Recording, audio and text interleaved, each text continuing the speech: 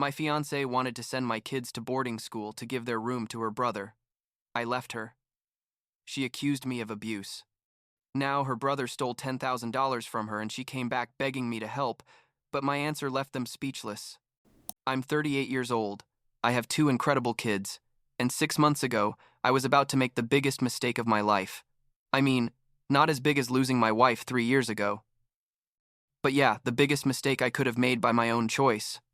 And I need to tell this story because there are still people who think I'm the bad guy here, that I was too harsh, that I didn't give enough chances. But when they hear everything that happened, I think they're going to understand why I did what I did. My wife died when Lucas was 9 and Sophia was 7. Cancer. It was fast and horrible. And the first 2 years after that were basically surviving day to day, Trying to be dad and mom at the same time, working from home when I could, taking them to school, making meals they half ate, dealing with their nightmares and their questions about why their mom wasn't there. Honestly, I don't know how we made it, but we did, the three of us together, and there came a point where we started to be okay. Not perfect, but okay. Like a new normal, where we didn't cry every day anymore, and could talk about her without our hearts completely breaking. I met Emily at a barbecue that some friends threw. I think it was in May about a year and a half ago. And she was, I don't know, different from the other women I had met since I became a widower.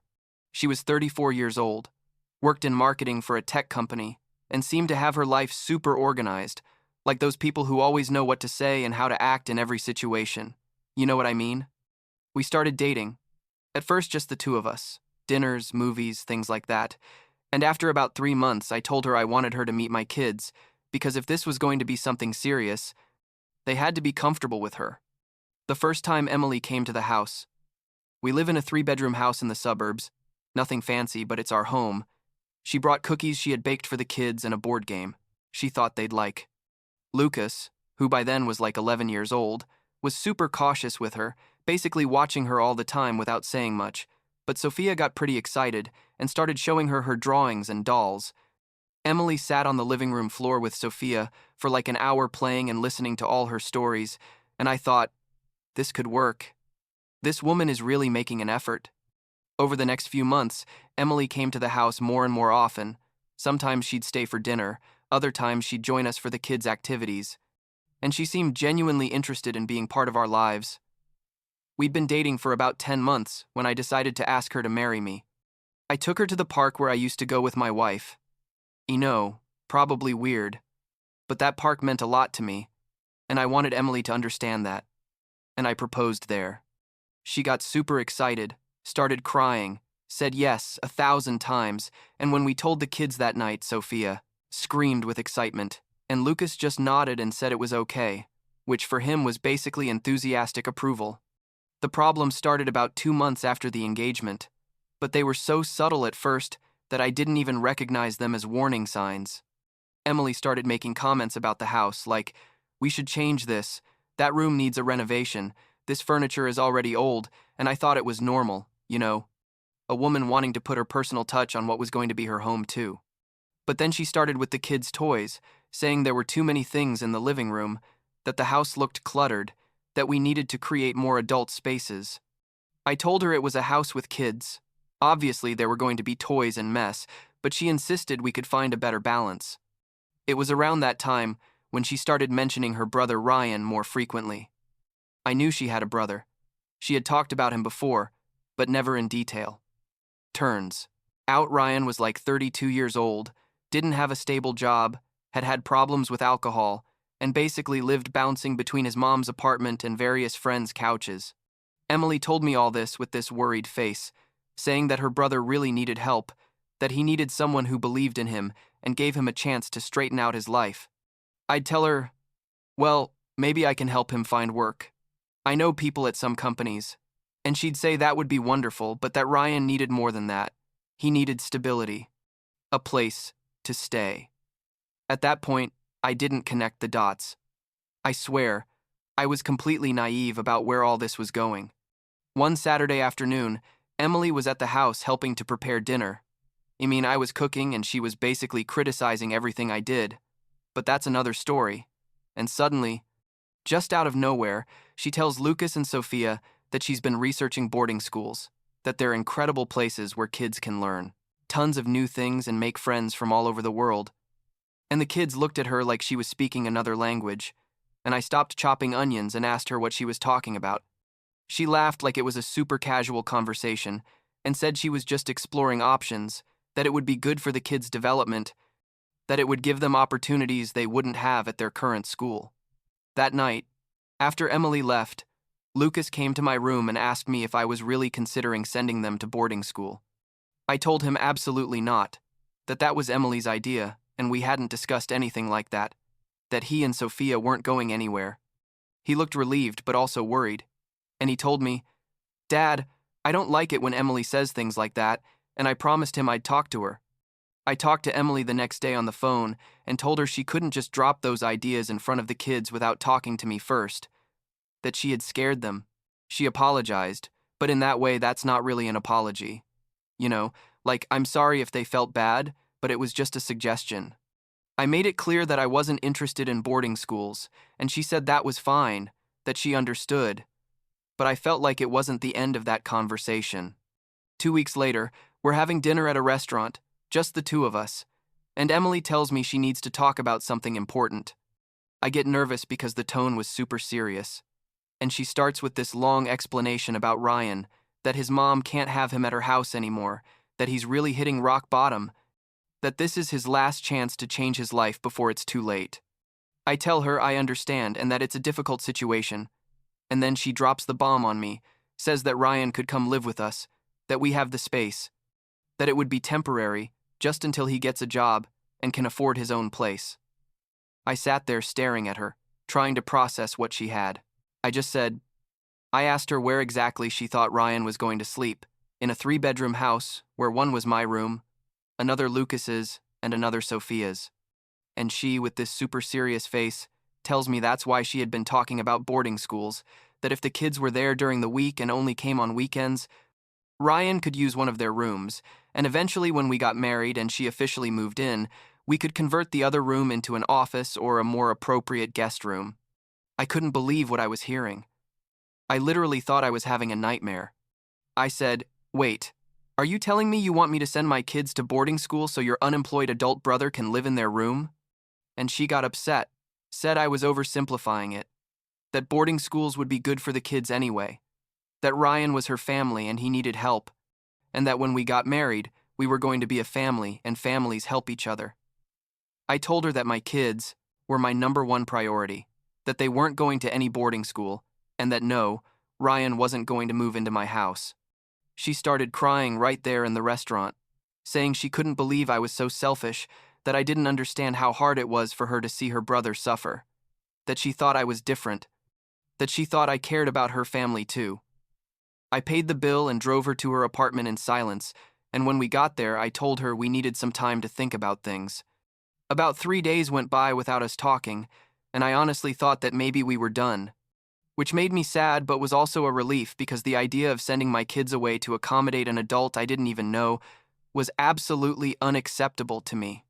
But then Emily showed up at my house one afternoon when the kids were at school, super apologetic, saying she had reacted badly, that she understood my position, that of course my kids were the priority, and that we'd find another solution for Ryan. I thought the subject was closed, that we had overcome that obstacle and could continue. But 2 weeks later, on a Tuesday afternoon, I'm working from home and someone rings the doorbell. I open the door, and there's this guy I've never seen in my life, like 32 years old, with a big backpack and a face that said he expected something from me. He tells me, "You must be Michael. I'm Ryan, Emily's brother. Are you going to let me in or what?" I stood there at the door, not understanding what was happening. I asked him what he was doing there, and he said Emily had told him he could stay with me for a while, that she had given him the address and told him I was okay with it. I told him I definitely wasn't okay with it, that Emily and I had talked about this and it wasn't going to happen. Ryan got super defensive, started saying his sister had promised him that he had left the place he was staying because he thought he had a place here, that he couldn't believe I was so unsupportive. I called Emily immediately, while Ryan was standing there at my entrance. She answered, and before she could say anything, I asked her why her brother was at my door, expecting to move in. She was quiet for a second, and then said she had thought that if Ryan just showed up, I would understand the urgency of the situation and agree to help him. I told her that was manipulation, that she couldn't just send her brother to my house without my permission, and she started crying again, saying she didn't know what else to do, that Ryan had nowhere to go, that if I really loved her, I would find a way to help. I told Ryan I was sorry, but he couldn't stay, that I needed to talk to his sister about this. He got pretty angry, started saying I was an asshole, that his sister deserved someone better, that it was just a room for a few weeks. And I had to close the door in his face because he wasn't going to leave voluntarily. I stood there in my living room, my hands shaking from adrenaline, and I knew this was the end. Emily showed up at my house about an hour later, walked in without knocking. He had given her a key months before, my mistake, and started begging me to reconsider. I told her to sit down because we needed to have a serious conversation. I explained that sending Ryan to my house without my permission crossed a line I couldn't ignore, that I had made it clear that my kids were my priority and they weren't going to be displaced from their home by anyone, and that if she couldn't respect that, then we couldn't be together. She completely changed in that moment. The sad face transformed into something much harder. She told me I was making a huge mistake, that Ryan only needed a place for a few weeks, that the kids wouldn't even notice if we put an air mattress in the living room or in my office. And when I told her no, just no, she exploded. She started screaming that I was selfish, that my kids were spoiled and coddled. She literally used those, that she had sacrificed so much for this relationship, and I wasn't willing to make even one small sacrifice for her. I asked her to leave, and she took off the engagement ring, threw it on the living room table so hard it bounced and fell to the floor, and said I was going to regret this, that I was going to have to compensate her for all the money she had spent on wedding preparations. I told her we'd talk about that when we were both calmer, and she left slamming the door so hard the pictures on the wall moved. The kids came home about half an hour later, and Lucas immediately noticed something was wrong. I told them Emily and I had broken up, that we weren't going to get married, and I tried to explain it in a way they could understand without putting them in the middle of adult drama. Sophia got sad and asked if it was her fault, which broke my heart, and I assured her it absolutely wasn't, that this was between Emily and me, and that they hadn't done anything wrong. Lucas looked at me and said, "It was about the boarding school thing, wasn't it?" And I told him it was more complicated than that, but basically yes, that Emily wanted things I wasn't willing to give her, and that was okay, that sometimes relationships just don't work out. I thought that was the end of the story, that Emily and I would go on with our separate lives and eventually all this would just be a bad memory. But 2 days later, I got an email from her with an attached document detailing all the expenses she had made for the wedding, the venue deposit, the catering deposit, clothes she had bought for the occasion, totaling like $8,000, demanding I reimburse her half because we had agreed to split expenses. I replied that I'd talk to her about that, but we needed to do it in a civilized way, and preferably through text messages or email, not in person. But then I started getting messages from friends asking me if what Emily was saying about me was true. Apparently, she was telling everyone that I was abusive, that I had yelled at her and threatened her, that I had tried to isolate her from her family, basically painting me as a monster to justify why we had broken up. Some friends believed me when I told them my version, others clearly didn't know what to think. And there were a couple who basically stopped talking to me because they decided to believe Emily without even hearing my side. This was like 4 months ago, and I thought everything was finally calming down when Ryan started sending me text messages. At first, they were things like, "You're a coward, you should be ashamed, my sister is too good for you." Then they became more threatening, saying he knew where I lived, obviously. He had been at my door. That he was going to make me regret how I had treated his sister. That he was going to come and teach me a lesson. I saved all the messages and talked to a lawyer about whether I needed a restraining order, but the lawyer said to wait and see if it escalated more before taking those measures. The messages stopped after about a week, and then I didn't hear anything from Emily or Ryan for almost 2 months. I felt relieved, honestly, like I could finally breathe and focus on the kids and getting our normal routine back. Lucas had started playing basketball after school. Sophia had made a new best friend. And things were good. Better than good. They were going back to being like before Emily. 3 weeks ago, I get a text message from a number I didn't recognize. It was Emily, with a new number, saying she needed to talk to me urgently, that something terrible had happened and she needed my help. Honestly, my first instinct was to ignore it because after everything that had happened, I didn't owe her anything. But part of me was still curious or maybe some kind of residual concern. I responded asking what had happened, and she said she needed to talk in person, that she couldn't explain by message. I agreed to meet her at a coffee shop, public place, mid-afternoon. When she arrived, she looked terrible, like she hadn't slept in days, with unkempt hair and clothes that looked like she had slept in them. She sat down and started telling me that Ryan had disappeared, that before disappearing, he had emptied her bank account, stealing like $6,000 she had saved, plus the wedding money she had apparently given him to hold because she didn't trust herself not to spend it. In total, Ryan had stolen almost $10,000 from her and then just vanished, phone off, not responding to messages. Nobody knew where he was. Emily started crying, saying she didn't have money for rent, that she was going to lose her apartment, that her credit card was maxed out because she had used all her available credit to cover expenses after Ryan took her cash, and she didn't know what to do. She looked at me with those teary eyes and told me I was the only person she could think of who might help her, that she knew she had made mistakes, but she really needed help now. I sat there looking at her and felt a mixture of pity and something darker, maybe satisfaction or justice or I don't know what. I told her I was sorry about what had happened to her with Ryan, that it was terrible that her own brother had robbed her like that, but that I wasn't the person who could help her. She asked if I could lend her money just for that month's rent, that she'd pay me back, and I told her no, that after how things had ended, I didn't feel comfortable lending her money. She got angry then, said it was typical of me to be so cold, so uncompassionate, that she had tried to build a life with me, and I wasn't willing to help her in her worst moment. I told her that she had tried to build a life by displacing my kids from their home, that she had sent her brother to my door without permission, that she had spread lies about me being abusive, and that no, I didn't owe her anything, and I definitely didn't owe her money.